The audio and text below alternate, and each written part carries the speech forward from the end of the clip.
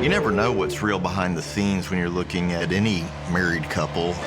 Jeff and Susan Wright were a picture-perfect, sweet little family. Jeff Wright was like the iceberg that sunk the Titanic. He had two sides, drunk and sober. 1, 2, 3, 4, 5. How can a human being do what she did to my son? She's evil.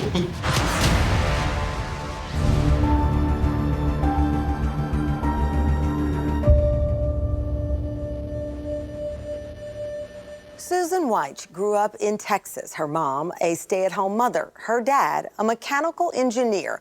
After high school, Susan took a few junior college classes and bounced around from job to job. But on a trip to Galveston in 1997, she met a salesman named Jeff Wright, and it wasn't long before he told her that he loved her. They married in 1998, about a month before their son Bradley was born. Kaylee joined the family a couple of years later, and from the outside, the Wrights seemed like a happy, middle-class family living in a suburb of Houston.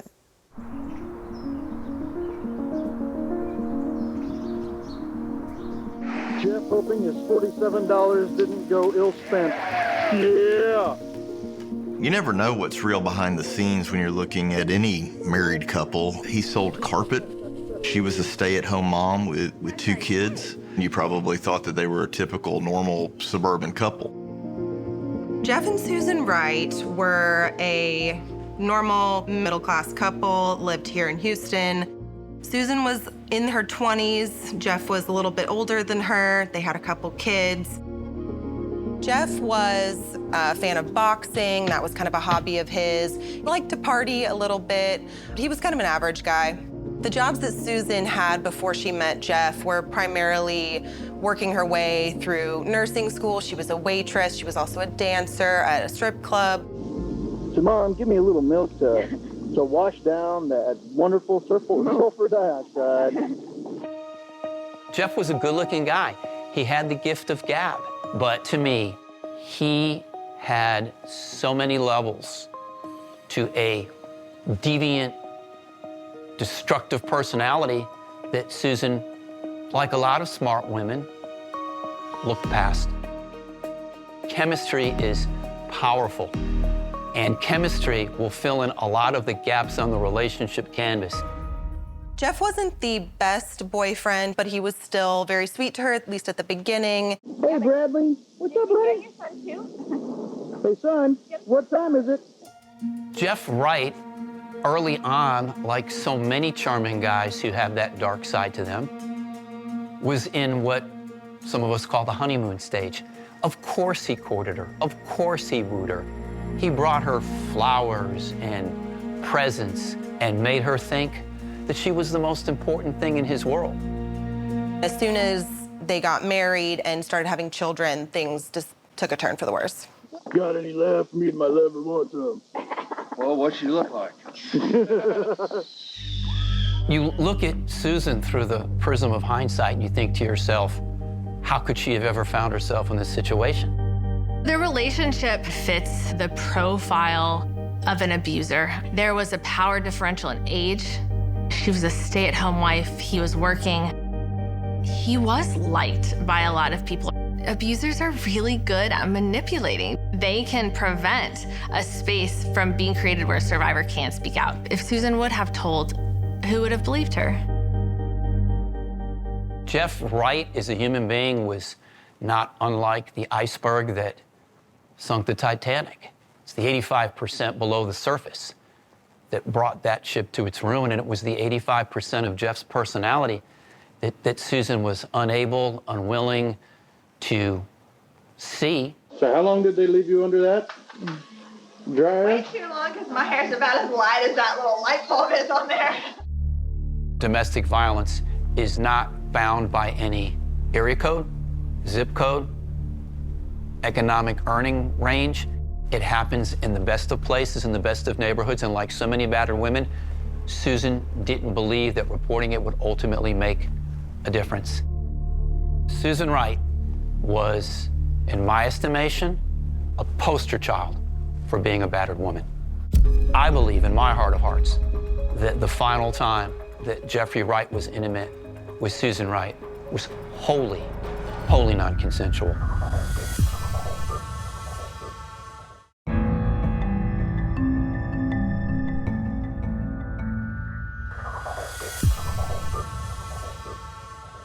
From all appearances, Susan and Jeff Wright and their 2 young children were living the dream. But there was reportedly a dark side to their marriage, and it all came to a head in January 2003 after Jeff came back home one night, allegedly high on cocaine. So the night of January 13th, 2003, Jeff had come home from a boxing lesson and wanted to, I guess, spar with his son, and ended up actually popping his son in the face. And Susan pulled Jeff aside and was like, you know, we need to get this under control. I think your drug problem might be out of control. Let's get you help. And according to Susan, he then pulled her into the bedroom, began to physically assault her and raped her. Whether you call it rape, sexual assault, non-consensual intercourse, any one of those will do. Because I believe in my heart of hearts that the final time that Jeffrey Wright was intimate with Susan Wright was wholly non-consensual. He took out a knife and Susan kicked him, grabbed the knife, and began stabbing him. And she stabbed him 193 times. The media gave her the nickname the blue-eyed butcher of the Houston suburbs. Anytime that we're dealing with something that is just explosive rage like that, it didn't just come from a perfectly well-adjusted human being. I think she definitely had some pent-up emotions. 193 stab wounds could be rage. It could also be the brain shutting down and responding out of fear, out of danger. Let's face it, 1 stab wound can be fatal. The sheer number got into kind of a question of rage, intent, and the only person that knows for sure would be Susan Wright. We 100% believe that she had lured him into the bedroom with the promise of some level of, lack of a better term, kinky sex. There was candle wax on his genitalia, there was the bondage, he had every arm and leg tied up. Seduction turned slaughter, rolls off the tongue, but merely because it rolls off the tongue doesn't mean that it's true. It's a shorthand rendition of a monumentally complicated situation at the intersection of battered women's syndrome and sheer anger. Personally, I think after she got done with the rage stabbing that probably led to it, was probably just trying to make sure that he was completely dead. There's an instinct as a mother to protect your child.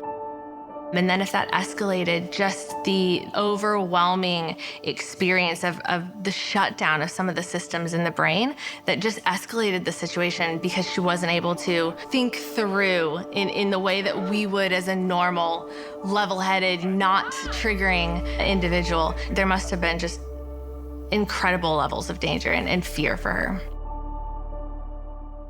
Jeff was actually found in the backyard because of their family dog digging him up out of the ground. To cover up what she had done, Susan had taken Jeff's body on a dolly, tied him up, and put him in a pre-dug hole that Jeff had actually dug himself a few weeks prior to install a fountain in their backyard. Investigators said they found this operation kind of in midstream. There was a bit of a cleanup operation that went on inside the house. Some carpet removed, some paint replaced, some bleach. I think that Susan was waging a war with the family dog to keep the crime scene covered up. The prevailing theme of what we were looking at was, this is the most bizarre crime scene ever. You had this soccer mom appearing individual who suddenly just created one of the bloodiest crime scenes that Harris County has ever seen. Something there doesn't gel. She also made other plans to kind of go along with what she had already done. She changed their voicemail to their home, took his name off of the voicemail. She called Child Protective Services to report that there was abuse going on in the home. Prosecutors said that it was the first time that there had been any formal reporting of some sort of domestic dispute or abuse. So she got the restraining order. Of course, As everyone learned later, Mr. Wright was already deceased. Susan acted in a monumentally irrational way that in her mind was the epitome of rationality. She knew that something had happened. I'm not sure in her own mind's eye at that point she realized what she had done, but she did what so many people in that situation do, cover it up. Die, bitch. Those were the words that Jeffrey Wright told Susan Wright when he hovered over her in the bed with a knife.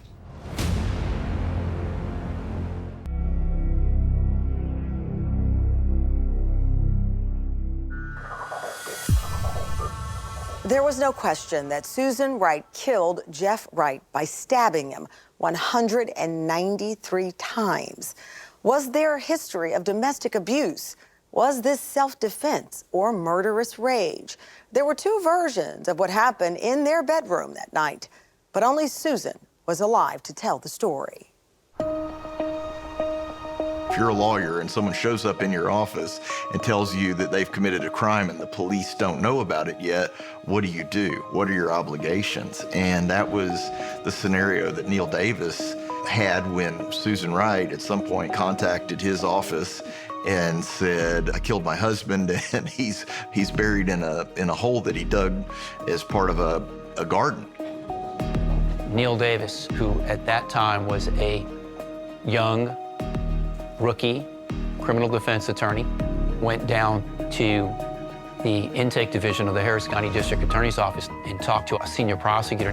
Neil had to relate to her, you'll find a body at this location. Anything that was done in the buildup of getting ready for the trial was shrouded in attorney-client secrecy. And by the time we met Jeff and Susan Wright, they were the complainant and the defendant. Is the state ready? The state is ready, Your Honor. Is the defense ready? Defense is ready, Your Honor. Very well. Kelly Stiegler is a very well-known prosecutor in Houston. She is very dramatic, has a flair for the theatrics. Susan Lucille Wright stabbed and mutilated her husband, Jeffrey Wright, on January 13, 2003. Theirs was not a perfect marriage. The evidence will show you that, but whose is? This defendant made a choice, and in the United States of America, where half of all marriages end in divorce, her choice was not to stay in her marriage. Her choice was not to work on her marriage. Her choice, her decision was not to get a divorce. Her choice was to end her marriage by ending the life of Jeffrey Wright. Kelly Stiegler was kind of a rock star prosecutor in the Special Crimes Division of the Harris County District Attorney's Office, which was the elite prosecutors that handled big cases, tricky cases. Kelly is incredibly adept at what she does. Kelly has the ability to push all of the buttons to find the ultimate third rail that the jury expects a killer prosecutor to go for. They've grown up, this generation of jurors, watching Law & Order and the practice in LA law, and here's Kelly. They want to tell you post-traumatic stress syndrome. How about cover your tail syndrome? That's what went on that week after she killed Jeffrey Wright. This case is not about self-defense. This case is about selfishness.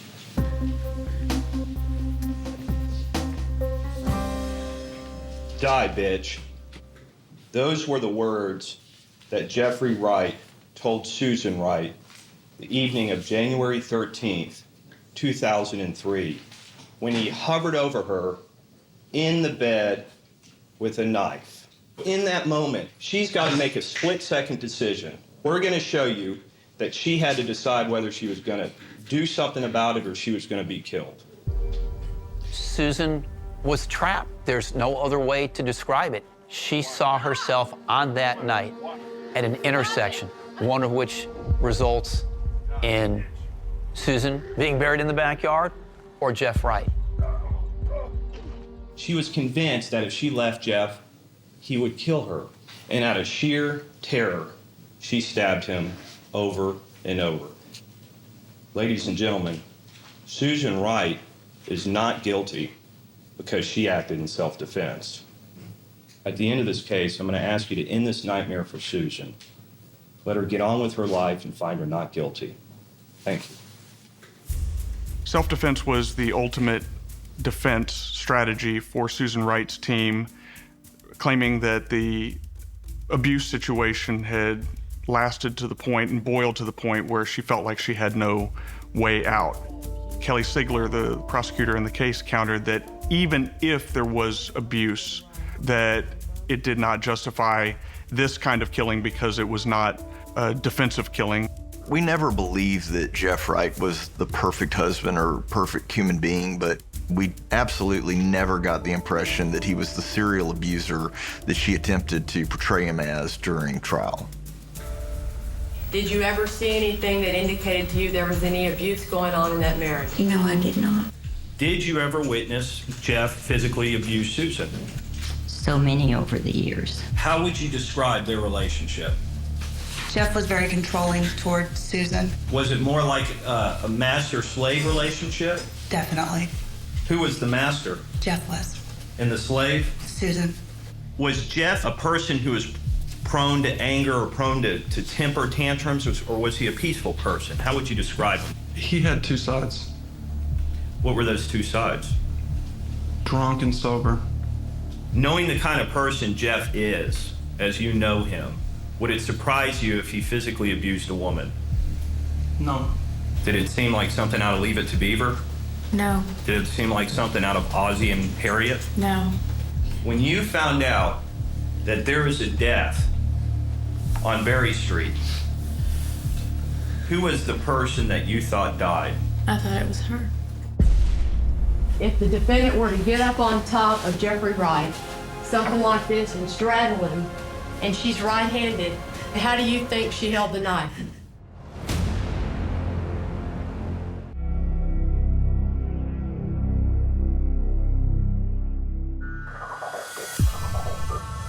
Now, even more questions. Was Jeff Wright a friendly, sometimes hard-partying friend and father, or a controlling, abusive husband? Did Susan kill Jeff fighting for her life, or did she plan a brutal murder and attempt to cover up her crime?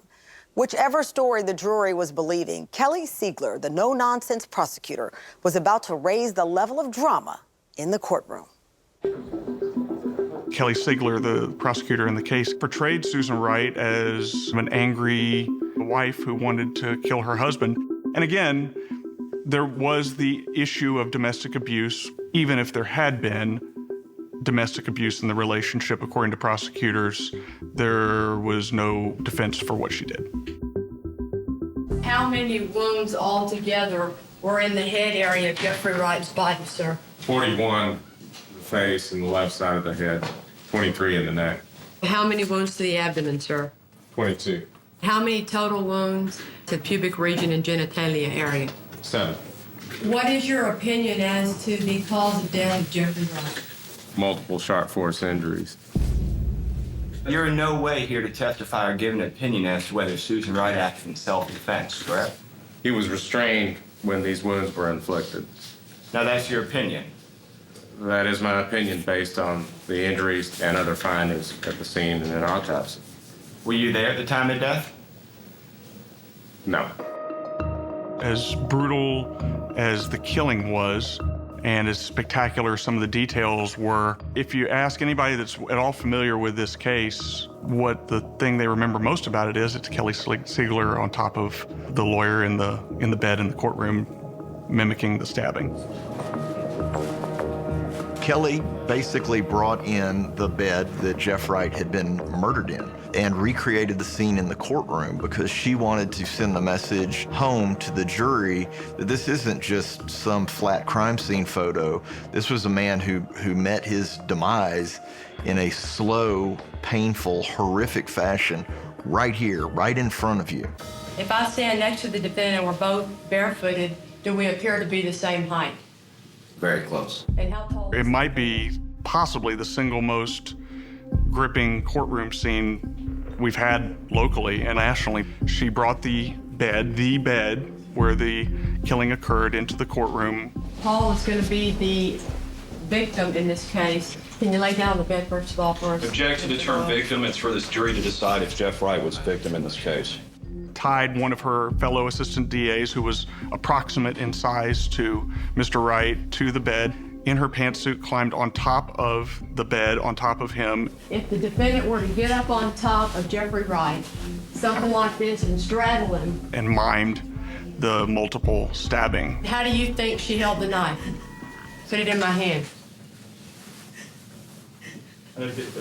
This is just In a speculation. Objection. How do you think she held the knife? In a situation like this. I stopped and had a jaw-dropping moment of, this happened in a courtroom? Like, what? It was kind of this drama brought to the space that really was supposed to be about fact. Acting out all of that just over and over definitely made an impact on Susan Wright.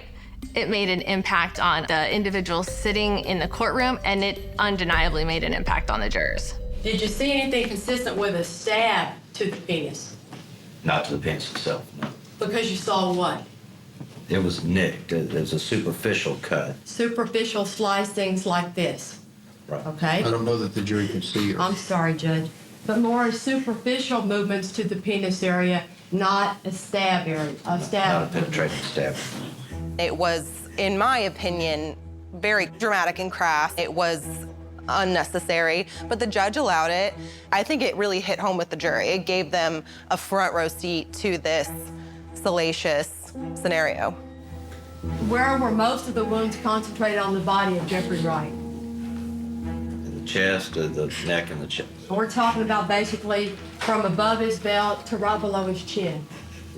Okay? To create this version of events that is based on nothing more than the sheer speculation of Kelly Siegler and the homicide detectives, that to me is something altogether calculated to skew the fairness of the trial. What else did you see? You see wounds where the knife blade is what you would call horizontal, if we call this vertical. More this way. Horizontal, yes, ma'am. So there were some wounds where the knife blade goes into the body at this direction. Correct. Consistent with someone perhaps standing beside the body, inflicting the wounds that way. Correct. When I first talked to Kelly about the case, one of the first things that she did mention was we have the bed that the murder happened in, and we're bringing it into the courtroom. And she said, I'm going to tie you up to that bed, and we're going to do a demonstration. I said, I don't know who you're tying up in that bed, but it will not be me. Move your hands up like you're trying to get me. That's all you can move? I've been doing this for a very long time, and I can tell you, as sure as I'm sitting here, this was the only case where I've ever seen the so-called murder bed brought into the courtroom. And bringing that bed in on one level was a genius move, because if a picture is worth 1,000 words, that bed in real time is worth 10,000. And while I believed it was a genius move, again, for every genius move in this case, my take was that was wrong, and that was the basis for the initial appeal. That's not a stab like this, like you're mad, like you're afraid, like you can't stop. Objection, Your Honor. I'm going to ask the prosecutor to get back down in your seat, please.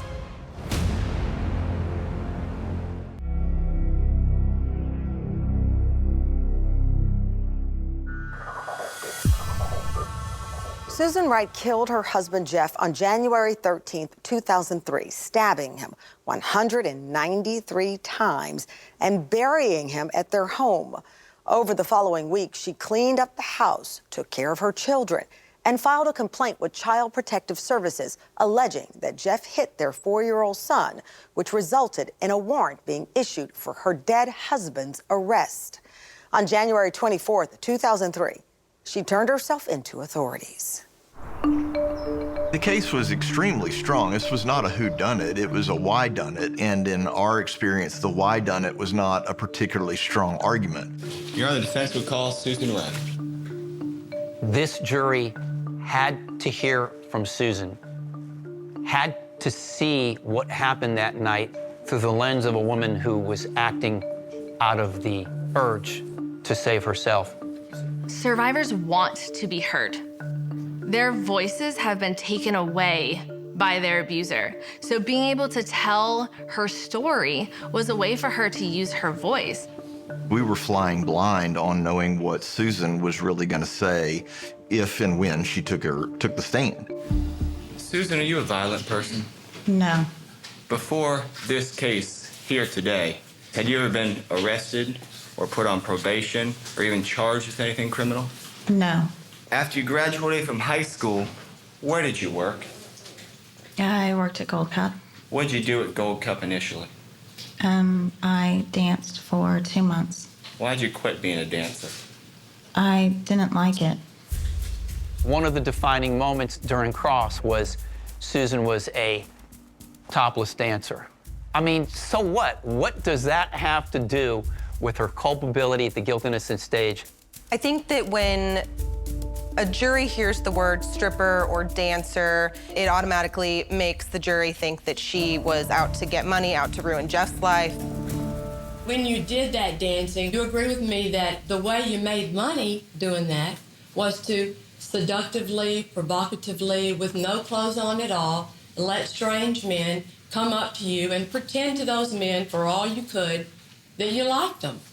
Isn't that what being a dancer is all about? Actually, no, I enforced the 2-foot rule, and I didn't like it. I didn't want people to touch me. I didn't like that, so no. I mean, I'm sure that's the case with most, but that wasn't the case with me. Oh, so you were the most prim and proper dancer to ever hit the history of the Gold Cup? Women still carry these societal expectations placed upon them about what's okay and not okay, and the prosecution played into that. After Bradley was born, obviously y'all took him home, right? Did Jeff change at all? That's when he became a totally and completely different person. Did he start to become controlling? Yes, he did. What does he do to you? He punched me repeatedly in the chest and in the stomach. He kicked me over and over again until he wasn't angry anymore. Did you go to the police about any of this stuff? No, never. Did you document any of your injuries, your bruises? I never wanted to do that. I was afraid if Jeff saw the photos or if Jeff knew that I called the police, what he would do to me. No. As a society, we have these expectations placed on survivors about what a good survivor is. They can cry, but not too much. And if you don't cry enough, then you also look emotionless. Did Jeff end up hitting Bradley in the cheek? Yes, he did. I told him that I thought that he needed help with his anger and with drugs. And that I loved him and I would stand by him, but I couldn't take anymore. So you were trying to get Jeff to get some treatment? Yes. What was his reaction to that? What did he do? He became that different person, that angry person that he does. Did he grab you? He came at me and he grabbed me by my arm and threw me against the wall. And he told me not to give him any ultimatums, bitch, that I didn't have the right. He told me to get in bed. He took both of my hands and put them above my head. And with his left hand, he held them up there. And with his right hand, he took my boxers and he pulled them all the way down like he always did. And I didn't want to open up my legs, but he forced my left legs open with his right hand. And I closed my eyes. I heard his voice. And it was scary. It was calm. And he said, "Die, bitch," and I opened up my eyes. When you opened your eyes, did you see the same butcher knife you'd seen? I saw it in his hand, and it was by his head, and it was shining off the light. What hand was it in? In his right hand. When you saw that knife, what was your reaction? I threw my hands up, and I grabbed the knife, and I started kicking him with my right knee. I was kneeing him. Susan, your husband has been testified to weigh 220 pounds. How'd you get him off of you? I didn't want to die. He was going to kill me, and I was scared. I couldn't stop. What did you hear that made you stop? Bradley was at the door. I remember Kelly grabbed my knee like, oh my gosh, like, Are you kidding? Because we had no clue that that was coming. The kid came in the middle of this. You pray to God he didn't see his father. But to see what she looked like, she had to have been covered in blood at that point. And you just have to hope that the child doesn't remember that in later years. I went to the dresser and I got it tied. And then I tied up his right arm to the bed so that he couldn't get up because I was afraid he was going to get up and come after me when I was putting Bradley back to sleep. She literally has to stop stabbing her husband to go answer the door, check on her child, and put him back to bed. And to hear that in the courtroom, to know that she had that moment where she could have stopped, she did stop, but then she returned, got a new knife, and began stabbing again, was a huge moment of this was maybe not premeditated, but this was very much intentional. Now, when you saw the dolly, what'd you do with it? I got it and I put it under Jeff. Did you tie Jeff to that dolly at all? Yes, I did. I had to get him off the dolly and pull him, and I ended up rolling him into the dirt. My brain couldn't process that there's no way that all the horrific, terrible things that happened in that room, my brain wouldn't let me accept it. There's no possible way. He was still alive and he was gonna come back. To me, it was very obvious when Susan testified that she had run through some practices. It came across as extremely disingenuous. Anytime Kelly would hit her with a question about, well, why didn't you call the police then or do something? Her answer was, I believed he was alive and he was going to come up out of that hole and kill me. And it just didn't ring true. Have you read anything about battered wife syndrome since you got charged with murder, Miss Wright? No. And he beat me until he wasn't angry anymore. That is the truth. Did you practice that line with Mr. Ward? There was no practicing. I'm telling the truth about what happened in our relationship, and I'm sorry, but that is the truth. But this man who was so heavy you couldn't drag him, you testified yesterday that when he was on top of you with the knife, you were strong enough to get a cocaine-frenzied, 6'2", 225-pound man off of you with one hand and snatch a knife away from him with the other. That's what you told us yesterday, isn't it? Yes, I was fighting for my life, yes. Well, you were fighting for your life when you were dragging him to that hole, too, because you needed to cover up the body that you just killed, didn't you, Miss Wright? It wasn't a cover-up. I didn't feel safe with him in the house, and he had to be out of the house because he was going to come back in and hurt me. That was very real to me. Kelly's cross-examination of Susan was a textbook example of what a prosecutor does to score points, to destroy the defendant, the defense, and the defense team's credibility. If the defense attorney is unable or unwilling to have his clients back, it's going to go south in a hurry, and it did. You had the presence of mind in your state of sheer panic to stop the stabbing, answer the door, take care of Bradley, and then come back and finish stabbing. It wasn't a presence of mind. It was out of a fear for Bradley. I was worried about him. Did you hear the medical examiner testify that you didn't stab his penis? What you did was nick at it and take little slashes at it. No, I did not slash at him. That's not a stab like this, like you're mad, like you're afraid, like you can't stop. Objection, Your Honor. I'm going to ask the prosecutor to get back down in your seat, please, and refrain from doing this 2 feet from the witness. The bed was there. The prosecutor was banging on the stand. All of those things are going to stir up all of those emotions that make that situation even more overwhelming than it already is. On January 13th, 2003, you were able to, on that day, disarm him and take away a knife and push him off your body and stab him to his death. Is that right? Yes, because that is the truth. I did not want to die. And you would never lie, would you? I am not lying. That is the truth. Once the cross was over and Susan stepped down, this case was over, period.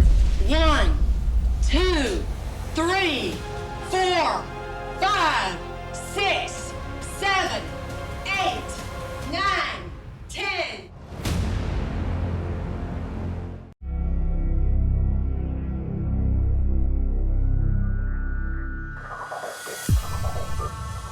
Horrifying testimony of a brutal killing, the recreation of the murder scene, complete with actual blood-stained mattress and an emotional defendant. Susan Wright's murder trial was coming to a close. Would the defense convince the jury to give Susan probation as allowed by Texas law, or would she spend much of her life behind bars? I don't think there was a chance in hell when she walked in there that she was walking out a free woman at all. The defendant, Susan Lucille Wright, stands charged by indictment with the offense of murder. Kelly Sigler thought it out. Seduction turned slaughter. I love that. Wasn't true, but Neil Davis and Todd Ward were either unable or unwilling to come up with a compelling, coherent, credible defensive theory. And like they say, the proof was in the pudding. Susan Wright had two options and two plans. Plan number one, conceal it so she would never have to face up to the fact that it had happened. Or plan two, convince you and convince the world that for a person to be stabbed 193 times while tied to his own bed and then buried in a hole in his own yard that he had dug himself, that he deserved it. Jeffrey Wright used to have a saying that there are no answers for the dancers. I would submit to you that the answer for this dancer is guilty. The moment you've got to focus on is when Jeffrey Wright was hovering over Susan with this knife, and he said, "Die, bitch." And that's the moment that I started with in my opening statement, and that's where we end with here today. Because it's at that moment that you have to determine if Susan Wright was in imminent fear and whether she acted in self-defense. This was not a normal marriage. This was a brutal, terrifying, sadistic relationship that spanned years, where Susan was Jeff's mental and physical punching bag. What you're left with is the word of Susan Lucille Wright, the word of a card-carrying, obvious, no doubt about it, caught red-handed, confirmed, documented liar. How long has she been lying? Since her arm got tired of plunging a knife into Jeffrey's body, she's been lying ever since. She is guilty of murder.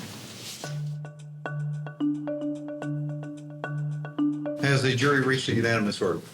We have your honor. Would you hand that verdict to the bailiff? Would the defendant please stand? State of Texas versus Susan Lucille Wright. We, the jury, find the defendant, Susan Lucille Wright, guilty of murder as charged in the indictment.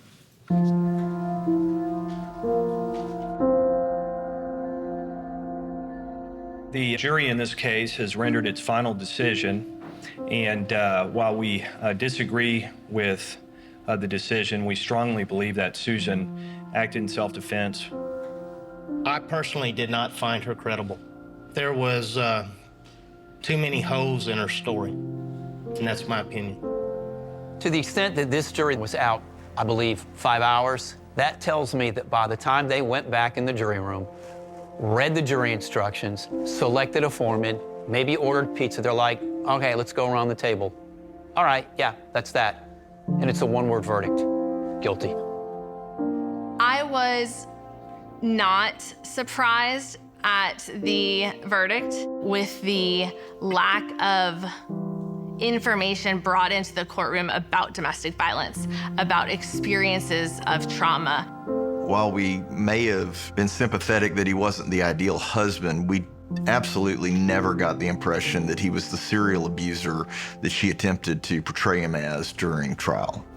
Susan is the sweetest, most tender-hearted person I've ever known. You would never, ever, ever have suspected that Susan could commit an act like this. Would Susan be a good candidate for probation? She certainly would.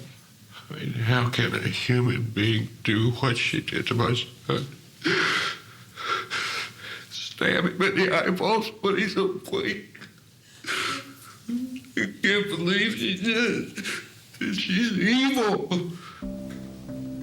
The only thing that could have potentially let Susan Wright walk out the front door of the courtroom after the jury was done deliberating was if they found that she had acted in self-defense. But they had a mountain of evidence and logic working against them. Having found the defendant, Susan Lucille Wright, guilty of murder, it now becomes your duty to assess the punishment in this case. The punishment for murder shall be by confinement in the institutional division of the Texas Department of Criminal Justice for not less than 5 years, nor more than 99 years or life. 2 months after the murder, Susan Wright is fully enjoying Plan B. She's out getting glamour shots with her kids. And look at that face. Is that the face of post-traumatic stress disorder? Battered wife syndrome? That's the face of somebody who got exactly what she wanted. She's now labeled as a murderer. She can live with that. She's fine with that, as long as we don't punish her. Why weren't there any battered women's experts in this case? Let me be candid with you.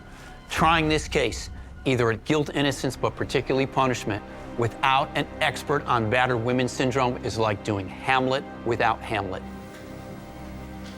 Have you thought about when you take this knife, and have you counted 193 times with this knife? Count it. 1, 2, 3, 4, 5, 6, 7, 8, 9, 10, 11, 12, 13, 193 times. Do you know how long that would take? She deserves no less than 45 years in prison. If some of you are sitting there thinking she deserves a life sentence, there's not going to be a lot of people who argue with you. I think that the jury that Susan was given really understood her plight, and they gave her a lesser sentence, even though it was still extensive at 25 years. I think that they could see past the crime and see the woman and the trauma and the abuse that she was suffering, and they cut her a break. I thought it was a little low given how gruesome the crime scene had been and the extreme efforts that she had put into the cover-up of the murder. It's going to be difficult, if not impossible, to convince a jury of Harris County citizens that your client ought to catch the elevator with them when this trial is over. And that's why punishment is what this case was all about. And that's why battered women's syndrome is a factor in mitigation of punishment is so important. And that was our ticket to a new punishment hearing. When Brian Weiss came in, he was basically this new appellate attorney that took on her case pro bono and said, look, your attorneys didn't really do you justice this last time. I'm gonna try and get you a new sentencing. And what he did was he actually got an ex-girlfriend of Jeff Wright. She had even filed a police report against him for assault. Susan was resentenced by another jury to 20 years. The stabbing of someone 193 times cannot be normalized. We need interventions for survivors prior to it getting to that point. What do I put on the back of the business card in this case? She might not have been Central Casting's version of a battered wife, but she was. Period. Paragraph. Deal with it. Susan Wright was released from prison on December 30th, 2020, after serving more than 16 years behind bars. She's required to undergo anger management and to wear an ankle monitor. She'll be on probation until 2024. I'm Tamron Hall. Thank you for watching Someone They Knew.